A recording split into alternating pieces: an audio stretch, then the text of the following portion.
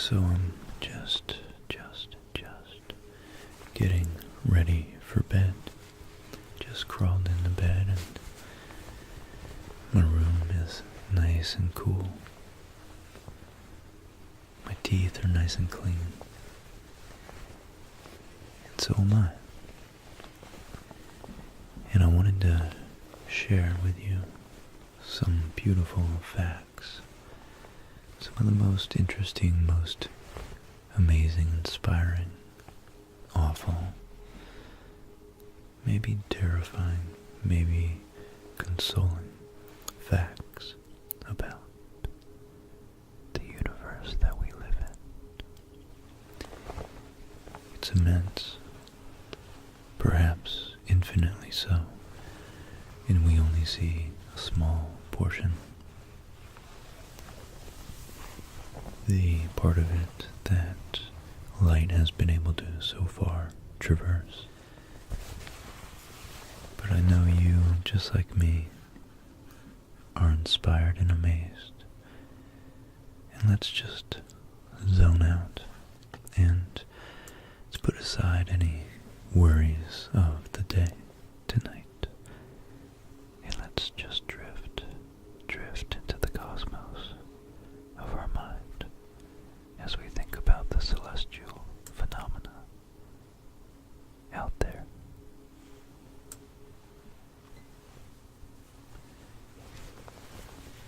Speaking of out there, every single time you look into the night sky, you are looking back in time.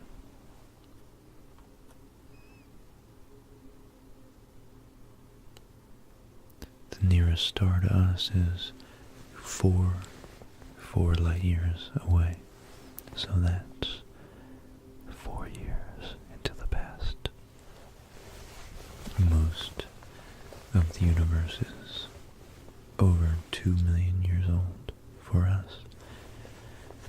2 million is the age we're looking at Andromeda at. So, for all we know, 1,990,000 years ago, the massive black hole at the center of Andromeda could have exploded, and we're merely waiting for that light to reach us.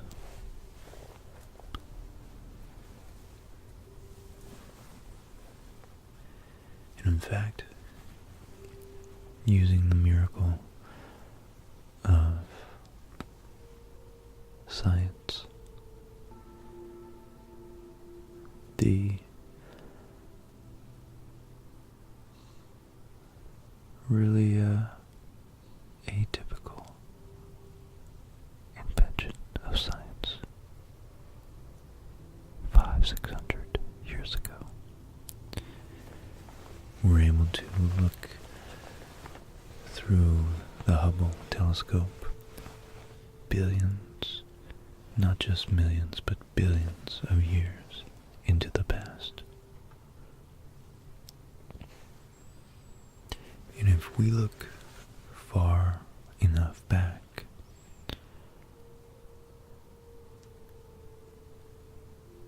we can actually detect the cosmic microwave background.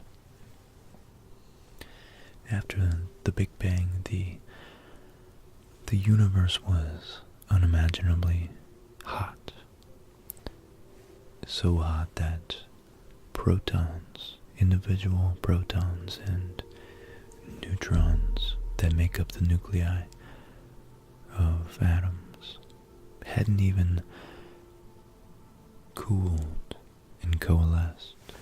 So this cosmic microwave background was from when the universe still hadn't recombined all of its subatomic particles.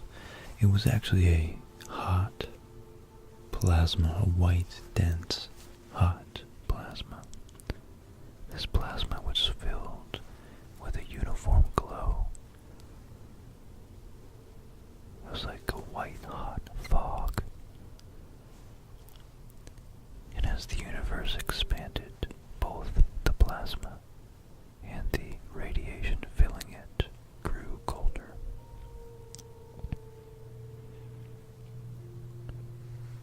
When the universe grew cool enough, the protons and electrons combined to form neutral hydrogen atoms.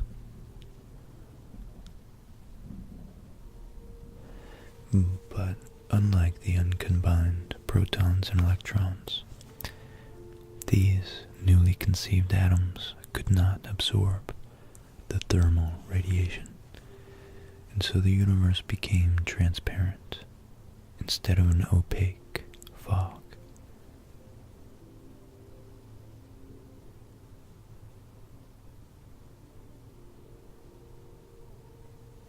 This is known as the time of the last scattering, and it actually appears on our old CRT television sets when it's tuned to a dead channel.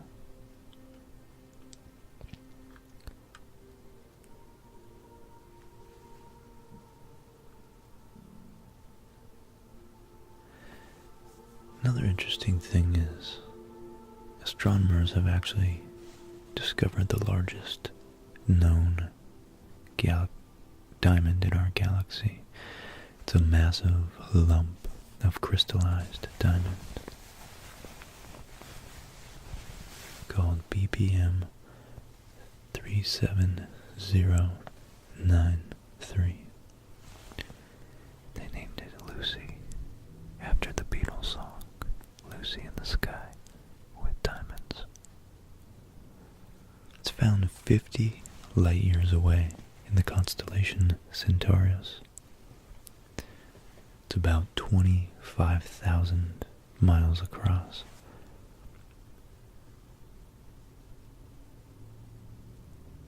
So it's actually much larger than Earth. And it weighs in at 10 billion trillion carats.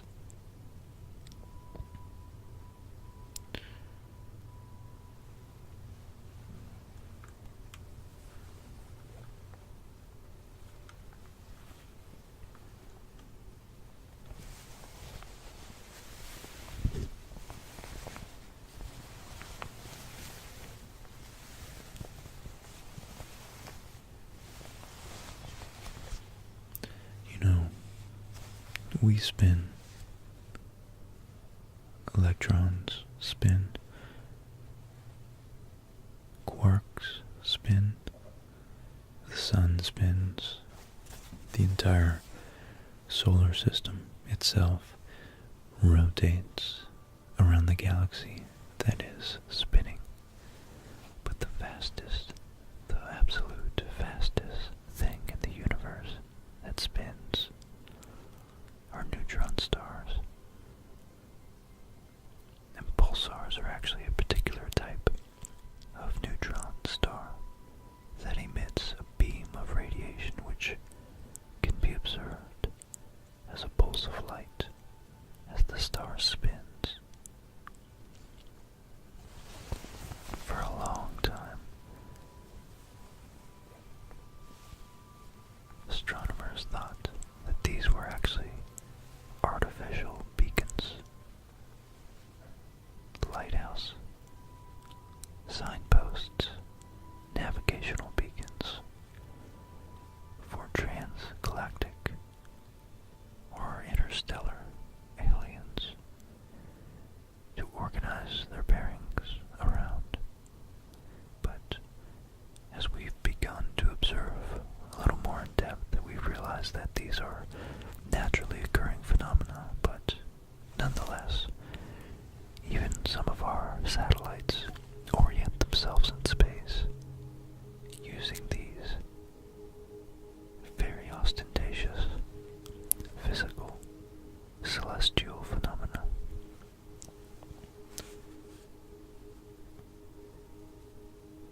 In fact, the fastest spinning of these pulsars, which has on its equator spinning at 24% of the speed of light.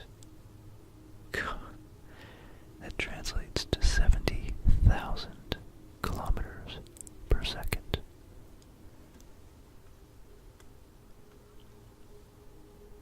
And these neutron stars, they're not just spinning fast. What's crazy is that they're so dense that a spoonful of neutron star weighs 1 billion tons. 1 billion tons. And speaking of dense objects, perhaps in the future we would be able to make black holes and then slowly absorb the Hawking radiation given off from it. If we were to collapse the entire mass of our Earth down to about the size of a marble, it would collapse in on itself eventually to become a black hole. One thing that's really, really cool to observe if you're lucky enough to be somewhere without light pollution is that the Andromeda Galaxy, the closest large comparable sized galaxy to our Milky Way, is actually 6 times larger than the moon in the night sky from our vantage point. 6 times larger than the moon, than the full moon. And it's still 2 million years away.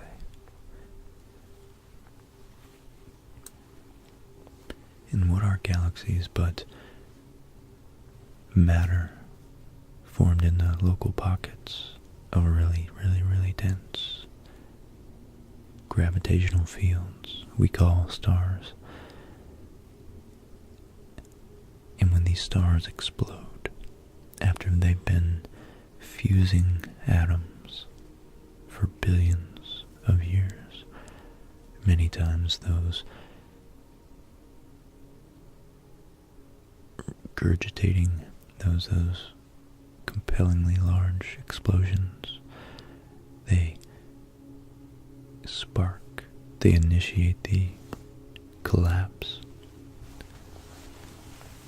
of new nebulous clouds into flat rotating disks that eventually condense into new stars. So out of these new stars, most of the masses, these nebular systems, most of the mass is reformed into new stars, but some of them are formed into planets. And those planets, on those planets, biology like ours has formed. And because the universe initially formed the most rudimentary element, which was hydrogen and helium, both with 1 and 2 protons in their nuclei respectively, all the other matter, carbon, oxygen, iron, phosphorus, potassium, all the larger ones, everything else was created in those stellar explosions, either nova or supernova. And therefore 90% of our mass is in fact stardust, because all the elements except for hydrogen and helium are created in stars from being fused. I think that's fantastic. And the 10% of our body that isn't star stuff is the most ancient 14 billion year old elements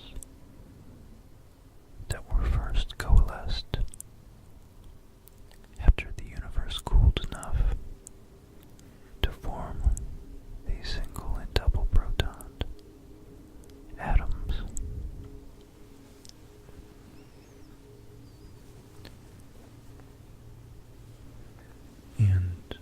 it's pretty, God, it's really just majestic to imagine that there will be a time, maybe 100,000 billion years from now, like 100 trillion years from now, that our universe will be so evolved and will have used up most of its material and matter in our stellar fusions. And so right now we're actually in a very special, very unique, very creative, chaotic, yet creative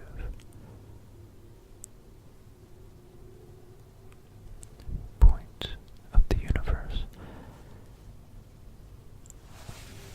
Stars are being formed every day, and some astronomers' best estimates say that nearly 270 million stars are created every single day. Every single day.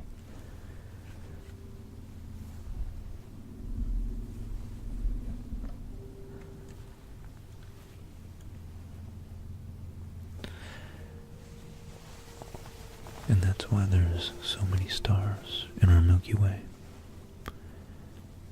Our solar system itself takes about 225 million years to rotate just once around the Milky Way.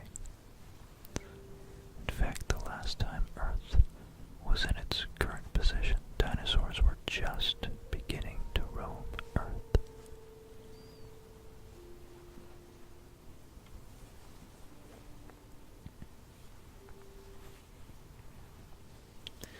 We always try to lump a lot of the dinosaurs together because the geological timescales are so immense, so hard to fathom and differentiate 20 million from 200 million years. But in fact, the time difference between the great Tyrannosaurus Rex and the plate-backed, horn-tailed Stegosaurus is actually greater than the time difference between the Tyrannosaurus Rex and now. So these two animals never actually lived together.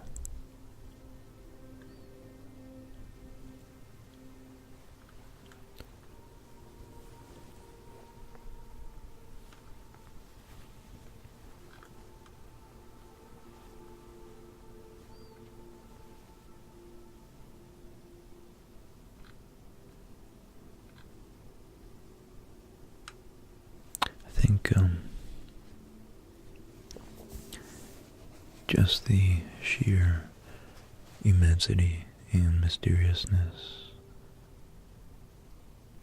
of our cosmic environment, both far and near, is enough to keep us going for days. But if we turn it into ourselves and our biology on Earth, so many just humbling, profound facts as well, such as there are more bacteria that live and work in 1 linear centimeter of your lower colon than all humans who have ever lived on Earth. In fact, it seems like by mass we're mostly bacteria, which makes you think just how dependent we are, and just how complex our biological and biochemical structures are.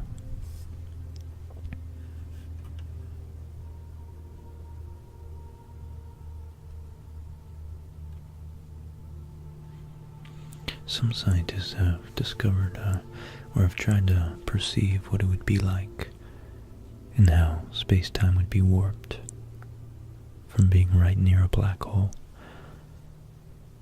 And it turns out that if you could look out from inside a black hole, you would be able to not only see the entire universe in one small patch of sky, but you would also see the own back of your head.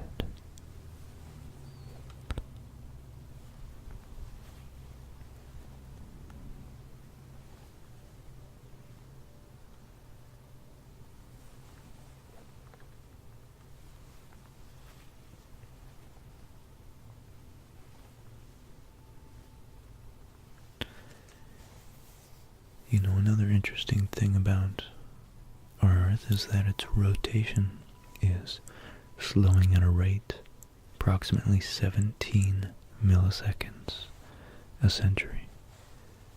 And the length of the day for the dinosaurs was actually closer to 22 hours. But nonetheless, it's still pretty close to our modern day. And we, no doubt, have been adapted to sleep during these cycles.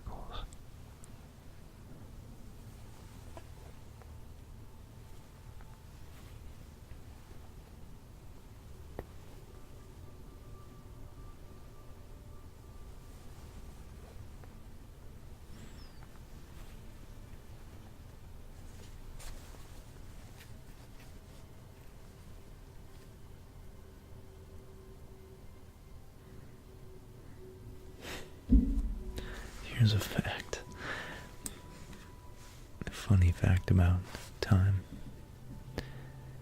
If we had a sufficiently powerful and precise telescope to be able to look at a mirror placed not 4 light years away like our nearest star, but 22 light years away,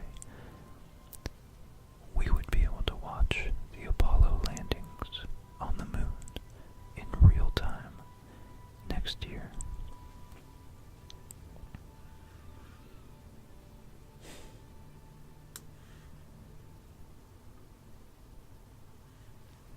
Sorry, in 2014.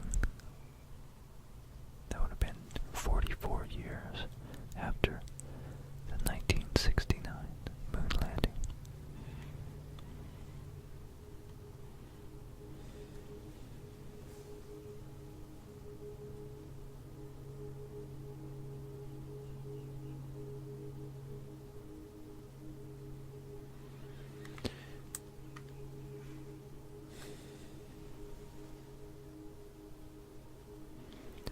Current estimates regarding the number of stars in our galaxy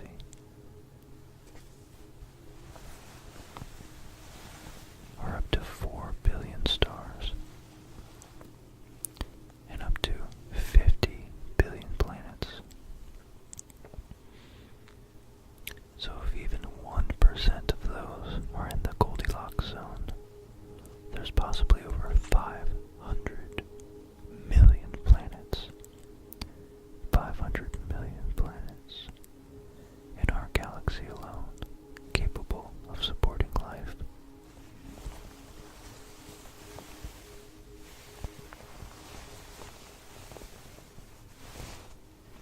I think that's just so, God, that's so profound.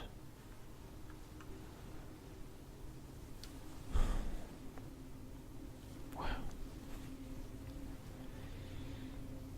You know, given enough time, hydrogen begins to wonder where it came from and where it is going. I love that.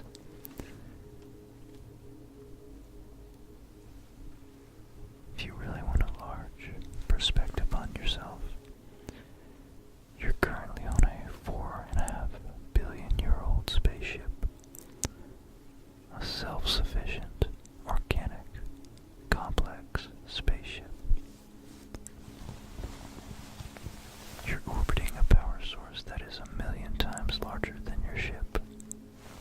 I think our consciousness was developed out of a sense, an urgency, a need to filter out extraneous information. And we are able to hyper-focus on the things that matter, like our social groups, and taking care of our families, and hunting, and then perhaps using tools, and the abstract concept of tools slowly evolved. All that's to say that we can't possibly conceive of everything in the universe, but we're doing a pretty darn good job of it so far.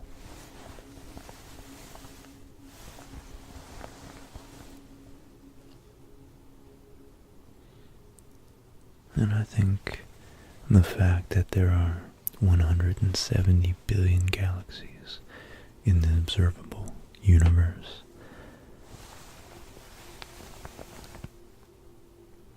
lends some credibility to the one of the things we can perceive is that there may very well be much more life out there. Undoubtedly, there must be other single multi-celled organisms like bacteria, but I have a feeling that there is indeed consciousness out there. I really do think so.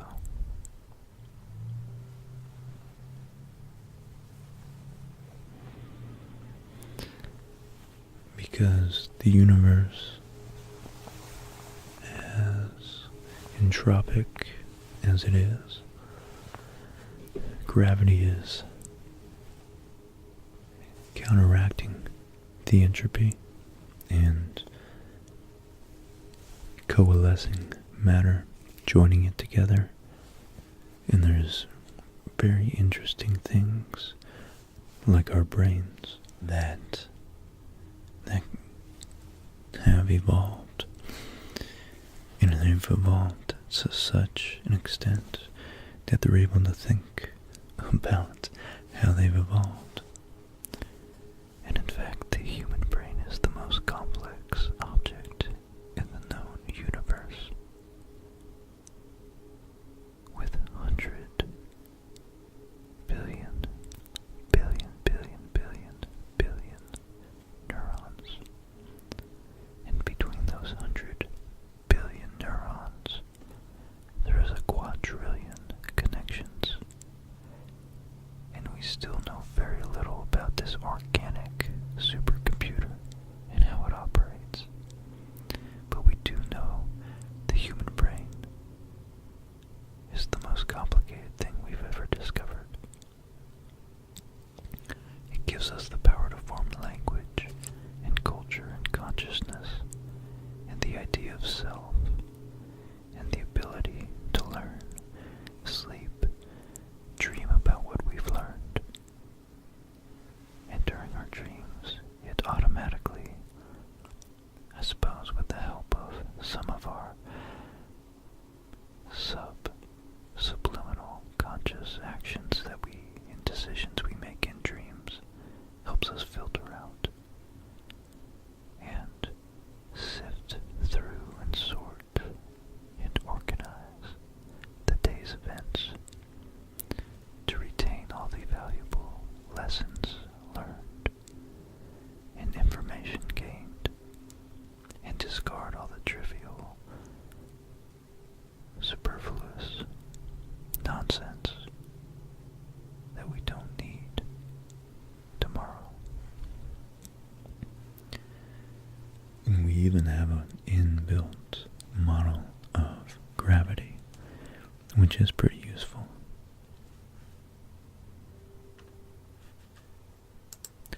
Now this whole time, as far as I know, I'm gonna edit this so that you've been looking at the Voyager spacecraft record.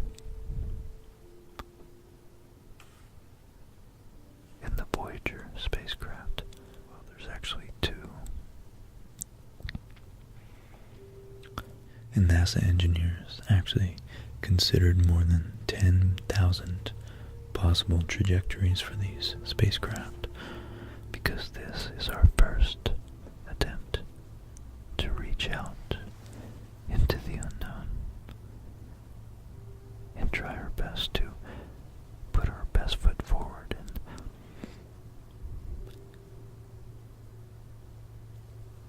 extend a welcome hand to any intelligent life that may stumble across it. So the NASA engineers decided to do as many things simultaneously with this profound mission, which extended our culture to the stars, extended our culture all the way out into the galaxy. In our first attempt, the engineers needed to chart a precise course that would take the Voyager close to the planets, but not so close that the next leg of the journey was compromised. And actually, Voyager 1 was able to fly close enough to Saturn and Jupiter and still be propelled towards interstellar space.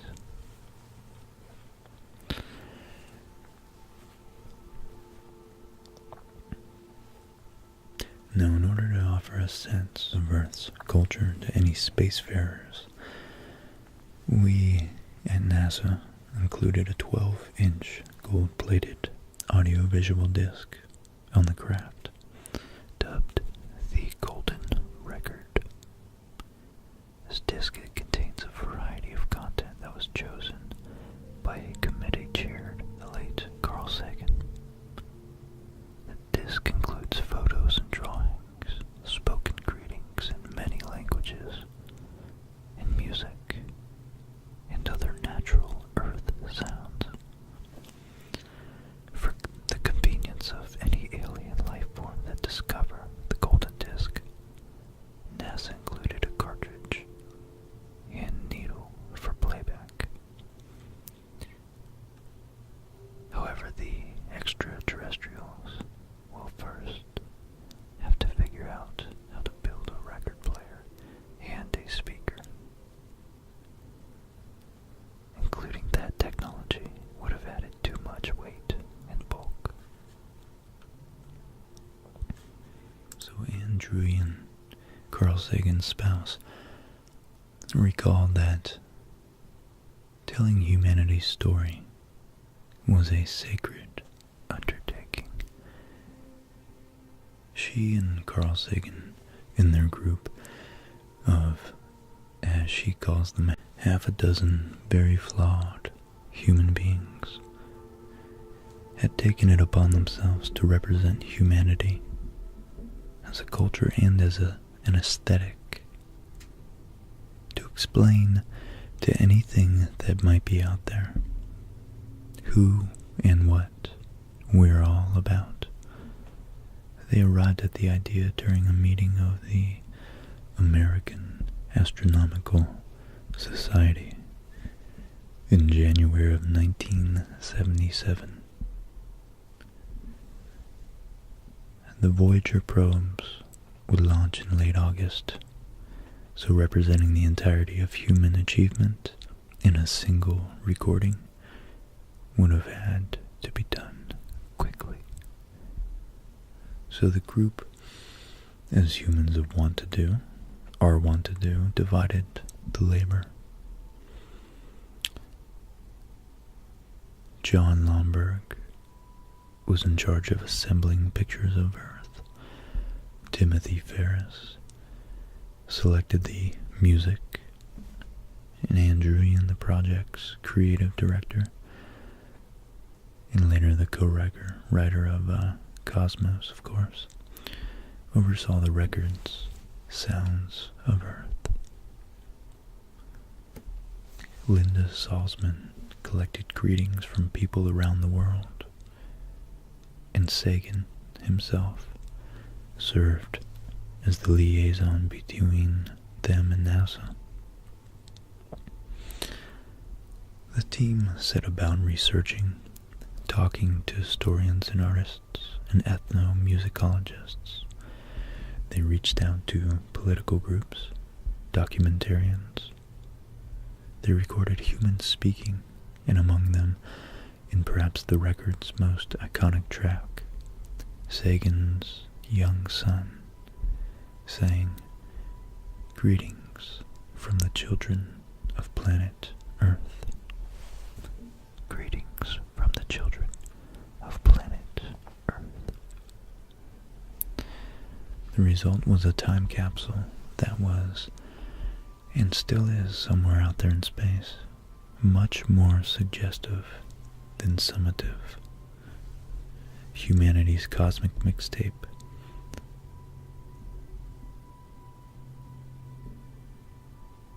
It's blasted from Earth in 1977 with the Voyager spacecraft.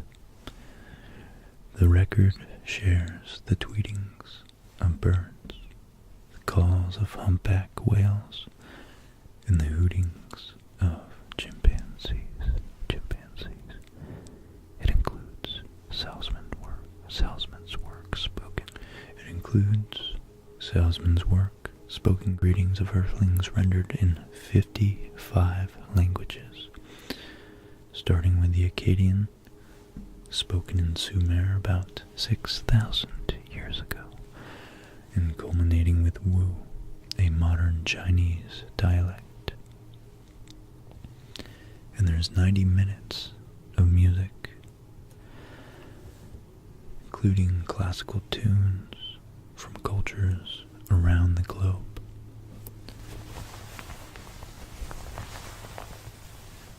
And this includes the first 2 bars of Beethoven's string quartet, which sounds like this.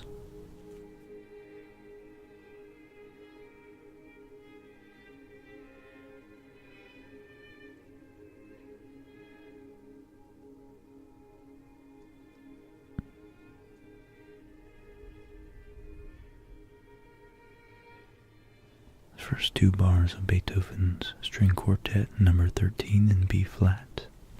So the golden record is encased in a protective aluminum jacket, along with a cartridge and a needle. And both include symbolic instructions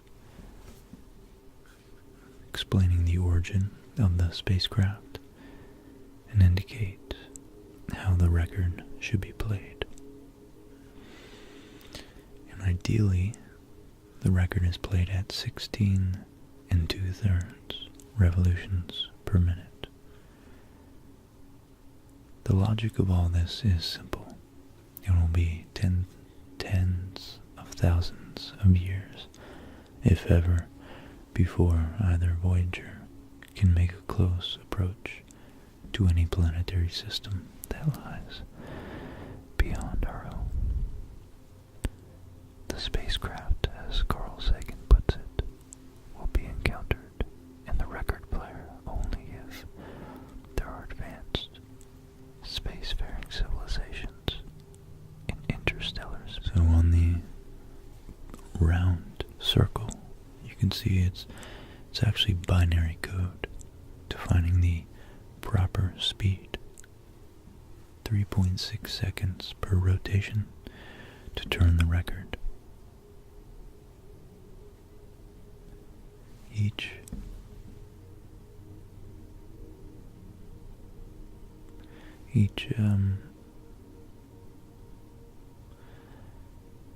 radial line stands for a 1. Each circumferential line or horizontal looking line stands for a 0.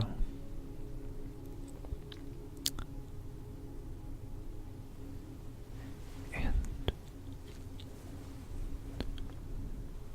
the binary code to turn the record.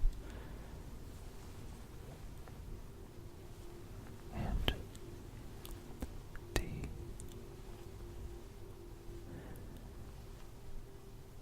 time period associated with the fundamental transition of the hydrogen atom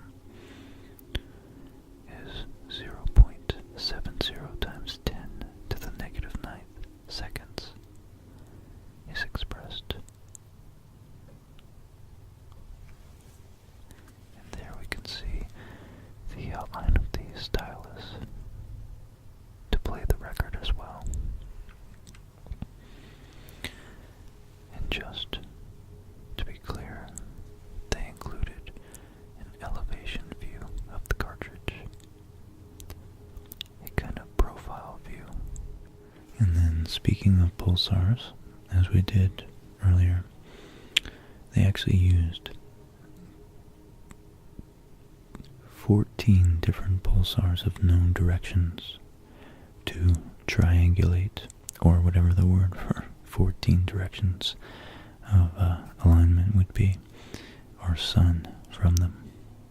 The binary code actually defines the frequency of the pulsars.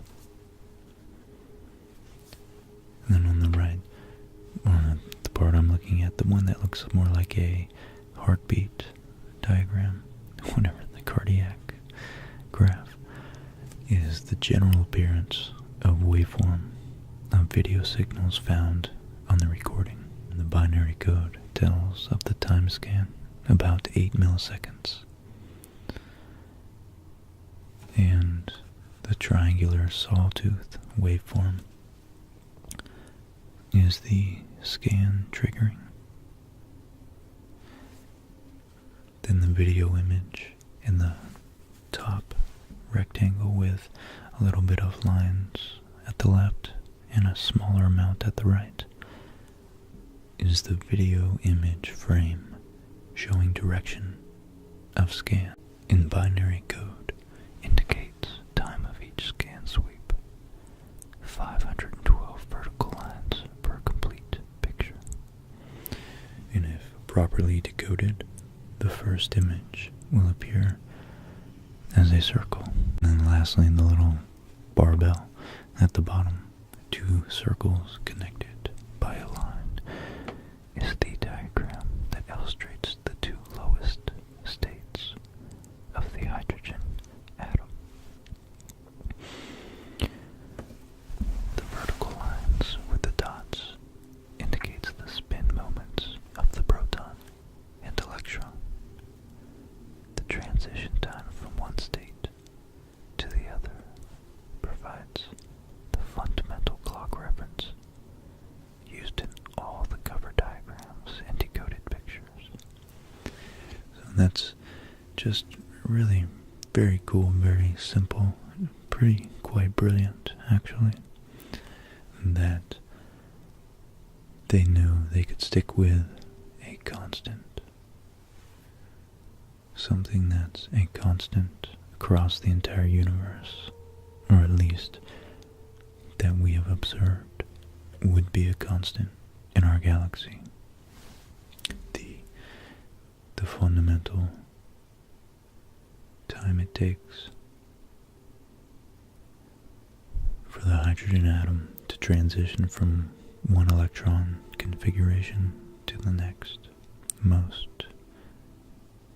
least energetic state.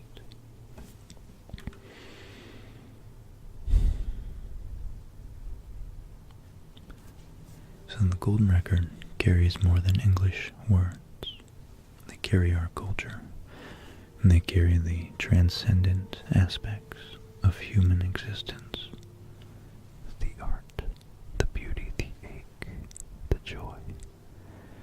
They offer what we have and what we are up to, and what we are to the cosmos. same space, home. Jimmy Carter's soundbite put it nicely. This is a present from a small distant world, a token of our sounds, our science, our images, our music, our thoughts, and our feelings. We are attempting to survive our time so that we may live into yours. Wow, it's beautiful to literally speak to the future. And I'm gonna leave it there. I don't think I could do any better than that. And I hope you guys are feeling nice and relaxed. I hope this really centered your sense of being and sense of self and sense of place and time and space. We are in a vast, mysterious cosmos, but we have each other and we have our history, and there's so much of it to explore and so many shelves of books to read through. As Nietzsche put it, the human life is packed with so much to explore that even hundreds of years still wouldn't yield boredom.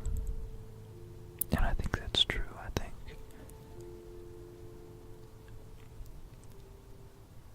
our capacity to think, discover, explore, condense and synthesize information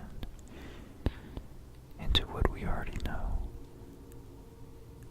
The act of exploration, the act of sharing the exploits and the treasure from what we have explored and from the things that we have created from the unknown is what makes and what continues to drive us to search around that ever enticing